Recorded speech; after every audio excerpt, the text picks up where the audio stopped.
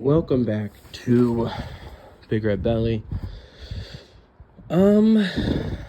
Terrible intro. Possibly one of the worst intros you'll ever hear. I'm just breathing heavily into the mic. And it's not getting better. That's 20 seconds of mine, your life you'll never get back. Okay, let's jump into it. NBA season starts today.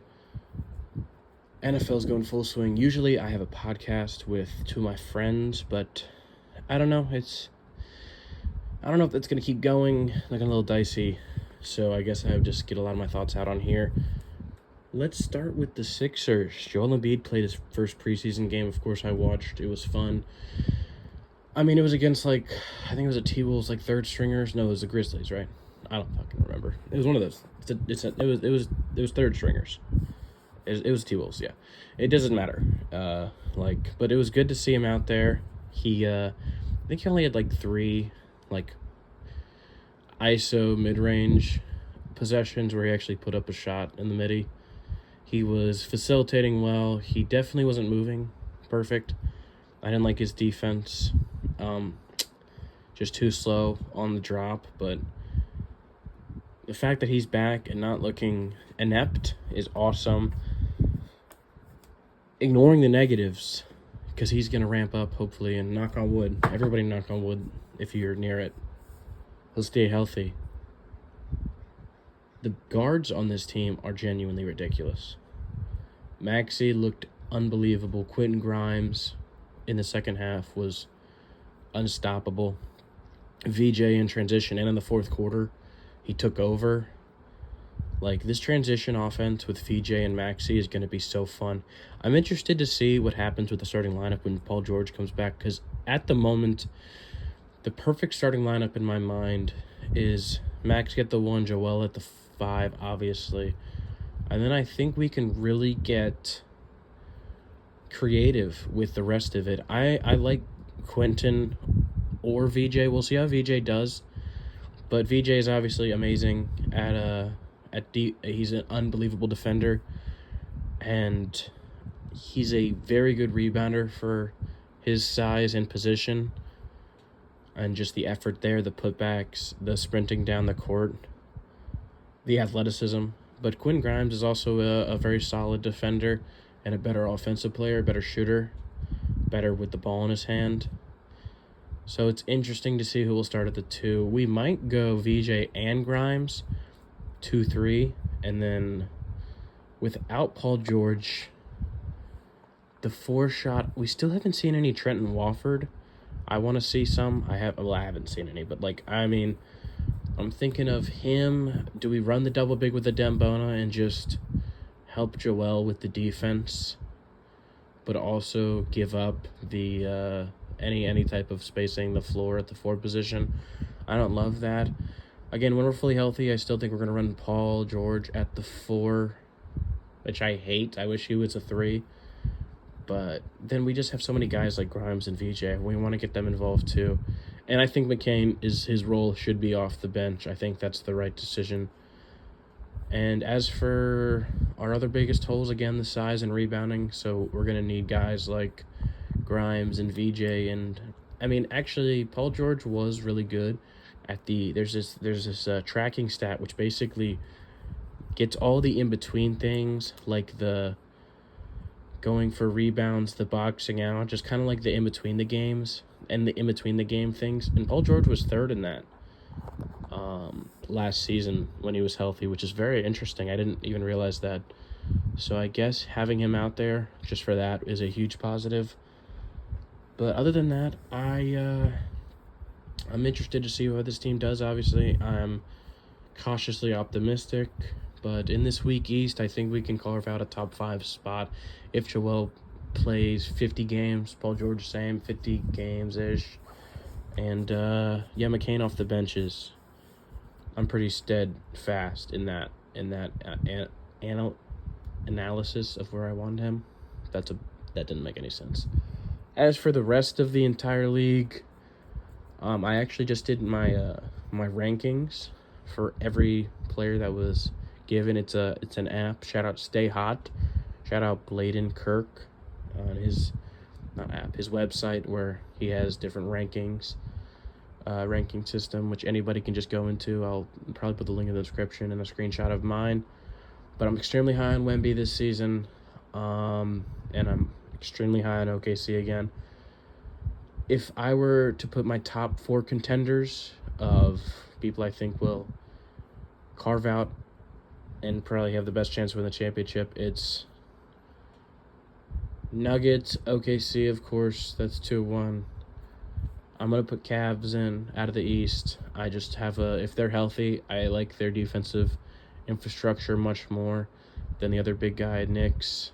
And then I like the Rockets, but I also like the Mavs. I want to at least put this out there that I am kind of on the Mavs train, personally.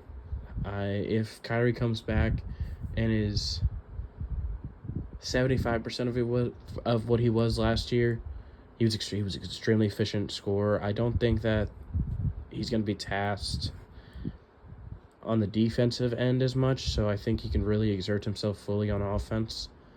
And again, he was so efficient last year. He was so good. So I'm interested to see how he does when he comes back. And again, Flag is awesome. AD is awesome. I do think that when it gets to the playoffs, they're going to have to switch AD to the 5. We saw how some of the offense just isn't clicking when you have AD at the 4. I know he wants to play the 4. It's awesome if he's there. But like Lively or Gaff, even if they were like a 30% like possible threat from 3, I think you can. But it's just too clogged. It's not enough, and I don't think AD is a good enough shooter to make up for that. Cooper, so AD at the 5, Cooper at the 4, I think is the move, because Cooper, I think, is a genuinely good shooter. I think it'll translate immediately, just off the catch and shoot. If it doesn't, it'd be weird. I don't think that's gonna happen. And yeah, unfortunately for AD, I know he wants to play the 4, but he's just better at the 5. So there's that. And then for the Hornets, fuck no. The Rockets, losing Fred VanVleet is huge. That's such a big role that needs to be filled, but we'll see how it. I'm cautiously optimistic that Men and maybe Reed Shepherd. I'm not a big Reed Shepherd guy. Maybe I'll eat my words this year, but I do think that's a huge flaw, and that's why it's the Mavs and the Rockets neck and neck to me. I do want to give a little credit to the Warriors, 99 years old on average, but Jimmy, Draymond, Horford, and Steph as a structure with either Kuminga or Pods as the next piece, I really like that. I think that's a cool team. The Lakers, I can't tell. Again, I'm a LeBron GOAT guy. Well, Wemby will be the GOAT soon, but I'm a LeBron GOAT guy. And he is getting older. You can really tell last year he did his best in the playoffs, and he was maybe the best player on the Lakers. Hot take. But in the regular season, you really saw there was a drop off from even the year before, where there were stretches where like, wow, is LeBron becoming washed? And he's still a great player. He's still, I think, top 20. You saw it just as rankings. But yeah, the regular season, Luka's going to need to come in with a vengeance, and I do think Luka will. Other than that, yeah, Ayton's better than Hayes, so that's cool. But I don't love their infrastructure defensively. Like, LeBron is your best defender, I guess, out of Jared Vanderbilt, but Jared Vanderbilt can't be started because it's going to be Luka, Reeves, Braun, Rui, and Ayton, with Vincent and Hayes off the bench. I mean, I guess we'll see what Marcus Smart is, but he's never healthy. He's like one of the most unhealthy players ever. So we'll see if he can slot in maybe to the 3 and take on some of that defensive weight instead of Rui. And Rui would be kind of a cool piece off the bench. That may be interesting. I think they should trade Reeves to try to really improve their roster. I do think that. I think trading Reeves for a really good 3-and-D wing and maybe another piece because he's a good young asset, I think should be the move for them. I mean, I've been on the Reeves trade train since last year. I just think that Reeves and Luka and LeBron all do very similar things, and every time Reeves touches the ball, it takes away from a Luka possession, which I just don't think you need. He's not a good defender. He had a very hard time against the Timberwolves. They're big defenders. They're constantly switching. Ant, and McCain? No, what the fuck? How did I just forget this guy's name? MC. Not McCain. Jaden Daniels? Jaden McDaniels? Is that his name? Man, I'm confused. Jaden McDaniels, yeah. Because there's Jalen and Jaden. Yeah. Oh, well, I just went on a tangent. Oh, actually, I'm done with the Lakers. Let's switch over to the Timberwolves really quickly because I'm just talking about them. I don't think they're going to be better than last year. I think they can only get worse. They lost some depth. And Gobert is still good. I still think Gobert's good, but we'll see where Ant gets to. I think he needs to get to a top 5 level for this team to be a real contender in the West. I think they will be a second round exit, maybe a first. We'll see who they match up against, but I just don't see I don't see a chance they beat OKC. There's no chance there's just no way. There's no way. It just would be impossible because in a head-to-head matchup, first you have to have Ant clearly outduel Shea. And then you also have to have outlier scoring from other people just because, I mean, Conley is nothing anymore. It has to be like the Ant show. And again, is he going to outduel Shea against the level of defenders that OKC can just keep throwing at you? Caruso, boom. Shea, boom. Wallace, boom.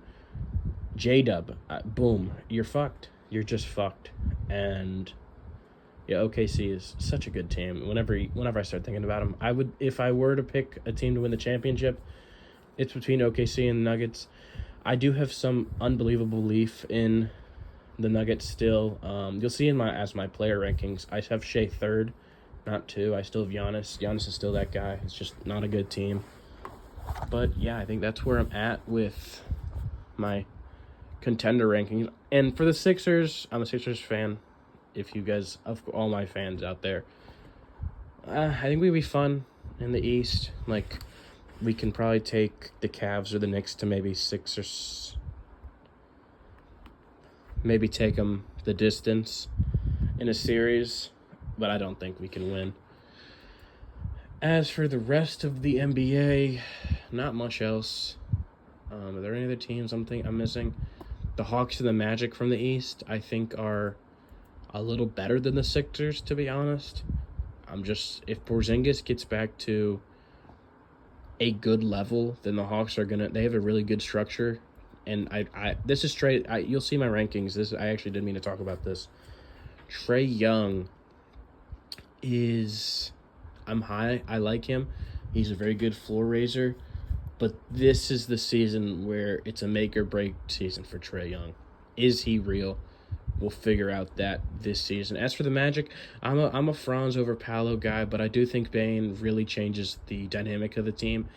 And when you just go down the starting lineup, they're one good to great center from being one of the best starting 5 in the NBA. You have Suggs, Bane, Franz, and Paolo. That is a fantastic 4 out of 5, and I think they're starting Wendell.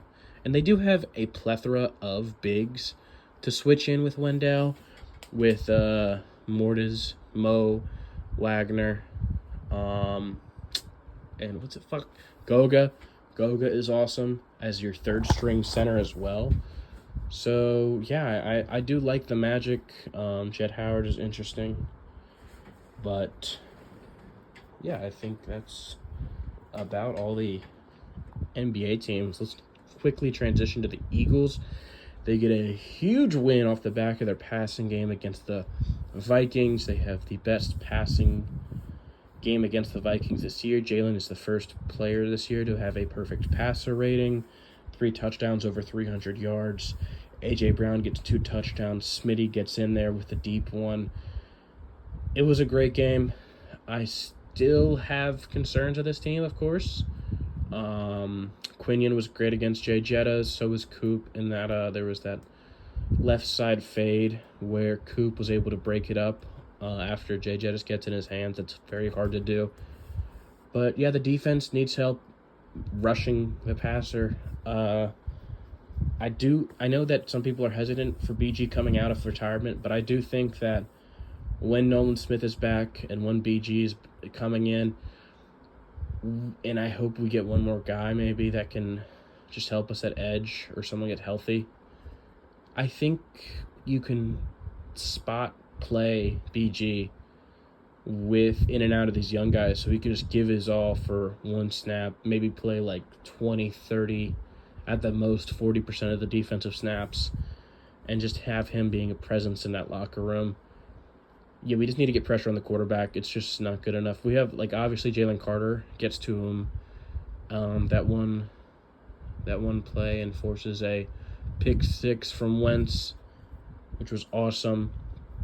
Just basically pushes a guy out of the way with a swim move and just bull rushes him, hits him in the stomach, probably killed him a little bit right there. But I have no idea how this is going. I haven't done a solo, just me talking in a long time. We're 16 minutes in. But yeah, it was a great game by Jalen. I still want to see this run. My biggest concern, other than the defense, because I do think that the talent is there, it's the run game. I mean, Jalen had some long time in the pocket sometimes, especially on that, was it the first touchdown, 4th down. He's standing there for 3 seconds. Everything's blanketed, but then AJ decides to turn back up field after settling down, and then Jalen just like basically like a floater, just kind of drops it in the basket. Easy touchdown. There needs to be better there needs to be a more creative run blocking and just run schemes. I think we don't need to fire Patullo yet. Again, everyone is so this or that. I'd be okay if we fired Patullo. I'm not arguing for Patullo at all. But I do think there needs to be maybe another voice in the room to improve this run offense. Because Saquon is still that guy. He has not had that season, but I feel like he's getting hit or having to juke out of tackles the second he touches the ball on any run. He has to do spin moves. He's cutting back just to get back to the line of scrimmage, which just isn't good enough. As for the rest of the team, I don't know. Like, we're 5-2. We got to beat this Giants team. And for the rest of the league, they're still not a top dog. There just isn't one. I mean, the Colts, I don't think they're the top dog, but they are humming. San Fran with all their injuries. These are not teams that I'm worried about. I'm just making comments on the top teams. I'm actually most worried kind of about the Chiefs. They get Rasheed Worthy back, and they're fucking on fire. I don't have the numbers from this most recent game against the Raiders, but when Worthy got back, which was a 3-game sample size minus this week, I think they were 32 points per game and 404 yards. Yes, that is correct. I do remember that. That's ridiculous. The offense, I mean, Mahomes is still that guy. Andy Reid's still a great play caller. They just needed to get one competent wide receiver there. And then again, the best run game is the pass game, or what is that? I don't know. But the run game opens up the pass game opens up the run game so much. And we'll see if they make a move for RB, but I don't think they will. I think they're going to ride out with what they got. And what they got is a pretty good team. I think I'm most scared of the Chiefs. And out of the NFC, I still think the Packers are very scary. We haven't seen them click since week 1, but Parsons seems to be getting more and more comfortable, more and more better. He literally iced this game by himself in the 4th quarter. He just constant pressure, constant sacks in the red zone. But, yeah, I mean, there's still like a problem there. The offense still isn't perfect. I think there's a little too much on Jordan Love's shoulders. But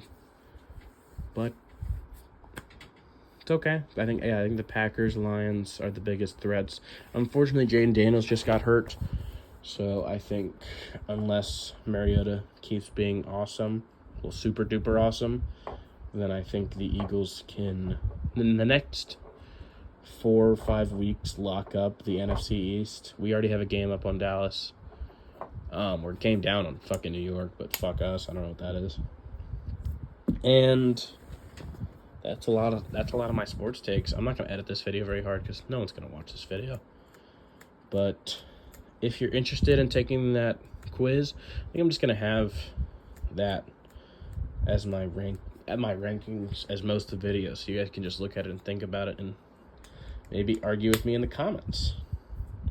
I don't know. Do I have anything else? Not really. Probably a 21-minute video. Not too shabby. Very excited for the NBA to start today. And also some good Monday night games. Me and my dad are completely even in fantasy. And we both have 3 players to play. Who the fuck do I have? I have Gibbs, Jason Sanders, and JSN. And he has Baker, Charbonnet, and Amon-Ra. I need Charbonnet not to get a touchdown, and I think I'm good. And I also don't need Jason Sanders to shit the bed. But other than that, I mean, we're literally tied. I'm sorry. You guys don't care. I'm just thinking out loud here. I'll see you later. Go Bears. Go Sixers. And fuck Dallas. Hell yeah. Goodbye. Have a good day.